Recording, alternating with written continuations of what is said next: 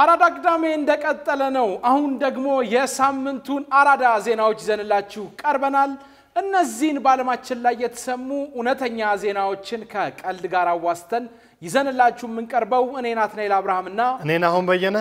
ወደ ዜናዎቹ እናልፋለን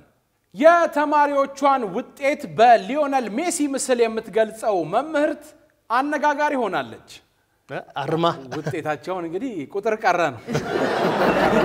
በፎቶ ሆነ እንግዲህ በአርጀንቲና ቦነስ አይረስ በሚገኝ አንድ ትምህርት ቤት የምታስተምር የሂሳብ መምህርት የተማሪዎቿን ውጤት በሊዮኔል ሜሲ ምስል ገልጻለች ተብሏል እንግዲህ ደግሞ አርጀንቲና አይደለም ያገሯን ሌላማ አስተማ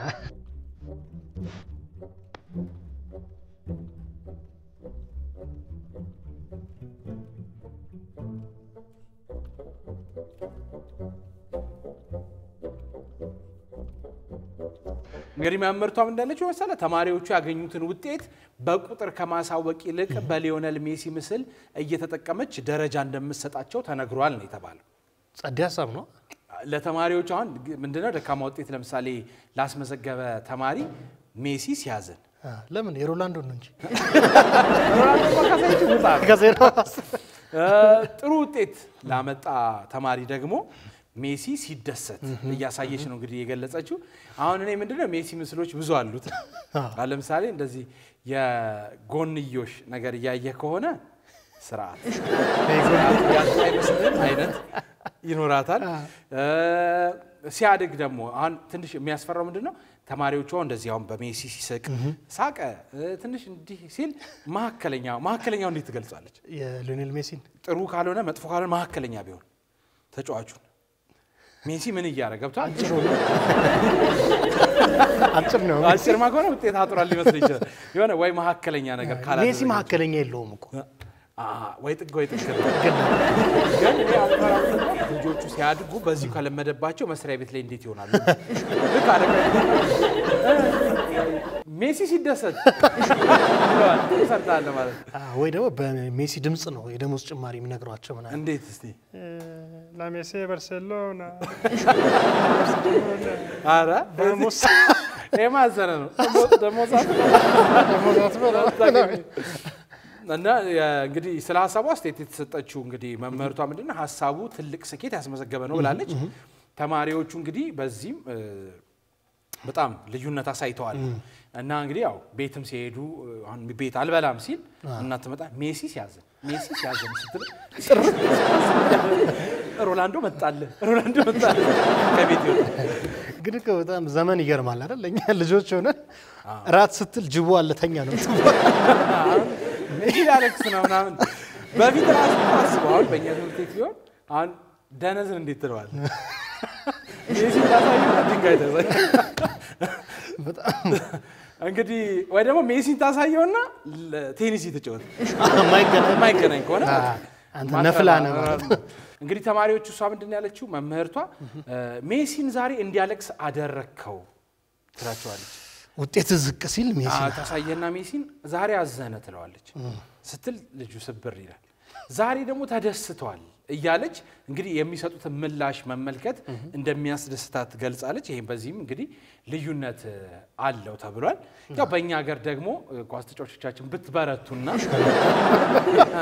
ኳሱ ላይ ብትበረቱና የእናንተን ምስል ለልጆቻችን ያሳይ አሁን የኛ ሀገር ሲሆን እንደ እንትን ነው ግብጽን ታሳየው አይገባም ማለት ነው ግብጽን ካሳየ አይገባም 5-0 ነው 5 ከሰጣ እንትኑ ጨዋታ የሞሮኮ ምናምን ትለዋል እንደሱ ነው ያመጣው ማየው ምሳሌ ያነሳና እሺ ወደ ቀጣይ ዜና እናልፋለን በቨርጂኒያ ታካሚው ላይ በማፌዝና በመሳደብ የተከሰሱ የሕክምና ባለሙያዎች በህግ ተጠየቁ ታካሚው ማለት በሽተኛው ላይ አልከፍልም ብሎ መሰለኝ ታዋክ አልቀረበ ብሎ እንግዲህ ታካሚ ለመደበኛ የኮሎኖስኮፒ ምርመራ ማደንዘዣ ተሰጥቶት ሳለ በስህተት ቀረጻ ላይ የተወው ስልኩ በህክምና ቡድኑ የተሰነዘሩበትን ስድቦች መሳለቂያዎች ሙሉ በሙሉ መዝግቦ ይዘዋል ተኝቶሱ ማደንዘዣ ተወክቶ ተኝቷል ሳያስበው ስልኩ ሪከርድ ላይ ነው ሳያስበውን እንተዋል ይሰማ ይሆናል ሲሰርቡት ሰማ አንተ ምንድነው ሆዱና ታካሚው ከቀዶ ህክምናው በኋላ ድምጹን ሲያደምጥ እንግዲህ ማደንዘዣ ተሰጥቶት ንቃተ ህሊናውን ስቶ በነበረበት ጊዜ የነበሩት የህክምና ባለሙያዎች በግል ጉዳዩ ላይ ይሄን አስመልልኝ በግል ጉዳዩ ላይ ሲያፈዙበት ነበር እኔ ደግሞ አንዳንዱ አለኝ ይል አሁን ያቺ ሚስቱና ማን ብለው ይገላ አረሱ ቢሆን አስብ ሲሰድቡትም በሐሰት ህክምና መረጃውን እንቀይረ እንደሆነ በሽታ ነው እንበለው እንደ ብሎ ሲያለምጡ ምን ይሆን ወይ ባንከፍቶስ ገብቷል ናት ይልቃውን እንዳልከው ቀዶ ጥገናውን እየሰሩ ሆዱን ከፍተው ያዩ አሁን ቺልብ ይዞ ነው እንደዚህ ቢሆን ምናምን ሲሉ አስበ ከዛ በጣም ለሞራል የሚከብደው ነው ያሳስበው ያዩታል እኮ ነው እንዲተኝቷል ምናምን ደግሞ ሚስቴ ፈታችኝ ይላልችን ይዞ ምናምን በእውነት ለሱ ሞራል በጣም ከባድ ነው ትክክል ደግሞ ውስጡንም ሲያዩት ምናምን የሚበላው ምናምን ሲታይ ይሄ ቦርጫም ከሆነ በተለይ ሆድ ካገር ይሰፋል የሚባለው ይሄ ነው እንዴ ምናምን ነው ቢሉት ደን ይመሻል እኔም እኮ ነኝ አይታወቅም ነው እንግዲህ በተለይም የማደንዘዣ ባለሙያዋ የወጋችሁ ማለት ነው ሴት ናት ታካሚውን ይሄ ዘገምተኛ በማለት በመጣራቷና ስለሱ የጤና ሁኔታ የሐሰት ሞሬዎችና ግምቶች ሲሰራጩ መደመጡ የክሱን ክብደቶች ጨምሯል ይላል ኤክሱናት እንዲጂ ትመስላለች እንደዚህ ቁጭ አረጋ ግን እኔ ምን ያሰብኩ ነው መሰለኝ አሁን ኮሜዲያን ሰው አሁን እኛ ተኝተን እንደዚህ ከፍተውና ያወሩ አልገን ቀልድ ቢታው ምን ያልብት ሰው አስቃሉ ብሎ ነው የሚያስበው አይ እሱ ስራ ነው የምታቆመው እንደነቃ እንዴ ዛዛንተ በዚህ አስደንጋጭና ኢሰባዊ ድርጊት የተበሳጨው ግለሰብም የማደንዘዣ ባለሙያዎችንና አብሯት የነበሩ የህክምና ባልደረቦቿን ለስም ማጥፋትና ለደረሰበት የስሜት መክሸፍ ወይም መረበሽ ጉዳት ክስ መስርቶባቸዋል ሌላ በሽታ ሰጡት ማለት ነው አሁን ፍርድ ቤት ሲሄድ እኮ ምን አርገው ነው ሲሉ ሆዴን ከፍተው ሰደዱ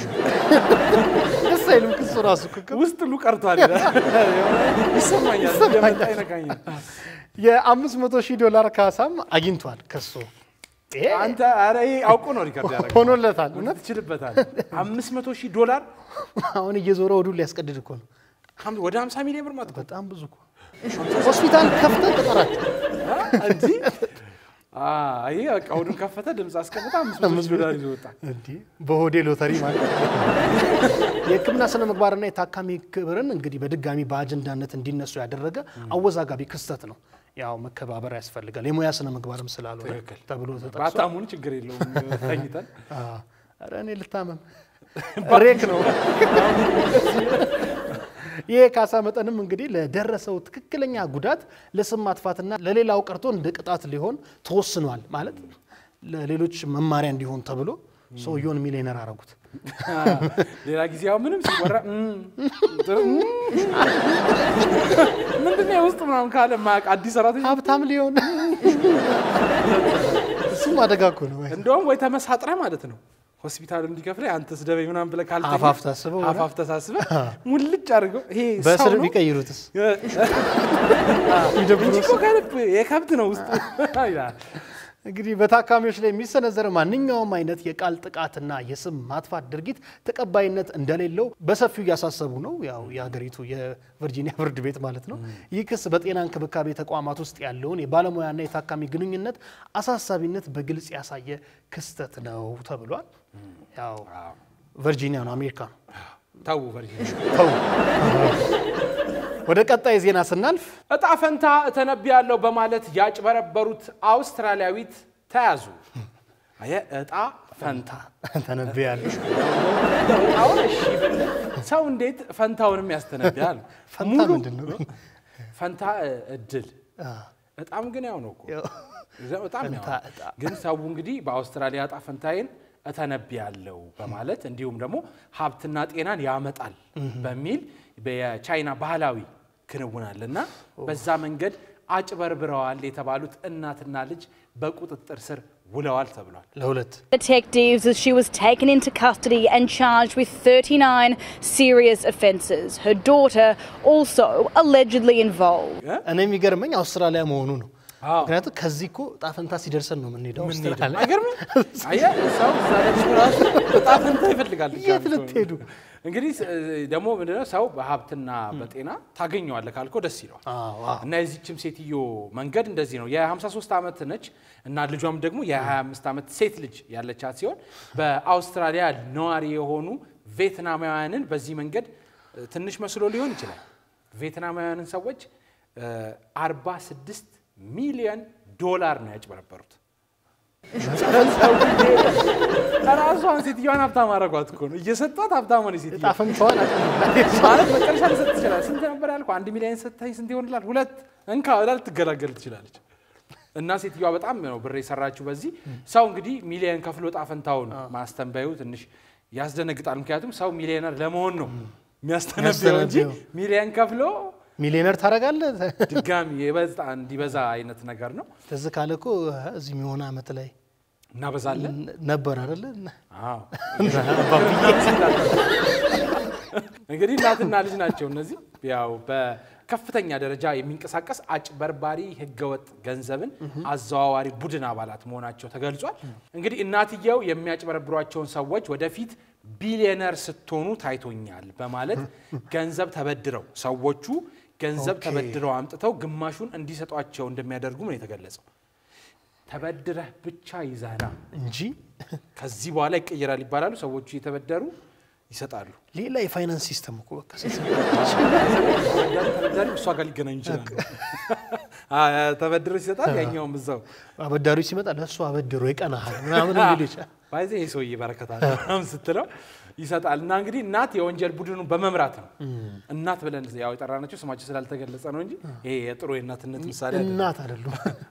እና እናትየው እንግዲህ የራስ ባልሆኑ የሰዎች ገንዘብ ሀብት በማፍራትና ማጭበርበርን ጨምሮ 39 ክሶችን ይቀርብባቸው ብዙ ነው ቢያጡ በሁለት በሶስት አያጧቸውም ብለን ተስፋ እናደርጋለን መታሰር አለባቸው እንግዲህ በአንጻሩ ልጃቸው የወንጀል ጥቅም ተካፋይ በመሆን በ7 ወንጀል ስትከሰስ ፖሊስ የልጅቷን ዋስትና መብት በማክበር እናትየውን ግን በማረሚያ ቤት እንዲቆዩ አድርጓል ተብሏል ልጅየው ይሻላሉ ከናትየው እሱ እንዴት ነው ያደረገው ግን ሜቢ አሁን አዲስ ቢዝነስም ሊጀምሩ ይችላሉ ሎኬሽን ነው የተቀየረው የሰው ማይንድ ፓይስ አፈታት ፈልጋለህ ወንድሜ ሌላ ሚሊዮነር ሆኖ ነው የሚወጡት እንግዲህ በዚህ ምክንያት እናትየው ታስረው ምርመራ ላይ ናቸው ውጤቱን ከሰማን ደግሞ እናቀርብላቸዋለን ወደፊት ጣፈንታቸው ምን ይሆን የነሱስ እሺ ወደ ቀጣይ ዜና እናልፋለን ኤለን መስክ ፀሐይን በሳተላይት ለመቆጣጠር ሐሳብ አቀረበ ፀሐይን ወይስ ነው ወይዘሮ ፀሐይ ነሽን ፀሐይን ለመቆጣጠር አይደል ፀሐይ ብርሃኗን እንዲቆጣጠረው ነው መሰለኝ እንግዲህ ኤለን መስክ በጣም እንትን ይላል እኮ ነው አሁን ለኛ ላለንበት ትንሽ ቢቀንስልን ፀሐዩ ንድድ ለሚያረጋት እንዲች እንደ ስክሪን ከቻለበት የቴክኖሎጂ ባለጸጋውና የስፔስ ኤክስ ኃላፊ የሆኑት ኤለን እኔ አንተ ያልኩት እኮ ነው አንተ ቢሊዮነር አቶ ኤለን መስክ ደግሞ ሰው መከልከል ጀምሯል እኮ ወፈርክ ምናን ይያሉ ዲማ ሆዲ ብሳቸዋል ወዲያው አቶ ኤለን መስክ ዓለም አቀፉን የአየር ንብረት ለውጥ ለመቋቋም የሚያስችል አወዛጋቢ ሐሳብን አቅርቧል ይህ ሐሳብ እንግዲህ የፀሐይ ጨረር አስተዳደር በመባል ከሚታወቀው የጂኦ ኢንጂነሪንግ ስትራቴጂ አንዱ ሲሆን በሳተላይቶች አማካኝነት ወደ ምድር የሚደርሰውን የፀሐይ ብርሃንን እንዳልከው መቆጣጠር መጠኑን መቆጣጠር ለምን ለጭቃ የሚሆን ለበርበሬ ስጥ ለስጥ አራሽ ማፍጥነት ነገር የለ ምን ማዘሮታ አረ መስክ እንደወፍጥ ነገር ነው እኔ አሁን ያሳሰበኝ ለፀሐይ ብርሃን ቢል ልንጠይቅ ነው እኮ ነው ከባድ ነው ከዚህ በኋላ ከጊዜው የፀሐዩን ከፈልክ ነው አሁን ሚስት ምት የቀነሱ ከሆነ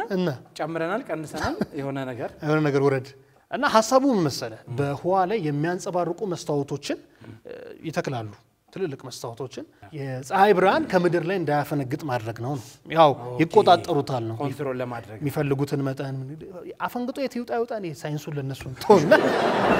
እንግዲህ ለማዘር ቅድም እንዳልከው ስት ሲያወጡ የኤለን መስክን ፈቃድ ሊጠይቁ ነው ከዚህ በኋላ ማለት ነው ሽሮም ሆነ በርበሬ ነገ ልብስ ባልትና ላይ ይመጣል መስክ ይሁን እንጂ ባለሙያዎቹ የፀሐይ ጨረር አስተዳደር ታላላቅ ቴክኒካዊና ስነ ምግባራዊ ስጋቶችን እንደሚያስከትል ያስጠነቅቃሉ በቀደም እንዳልኩ ለምሳሌ እጅግ በጣም አነስተኛ ስህተቶች እንኳን አለ አይደል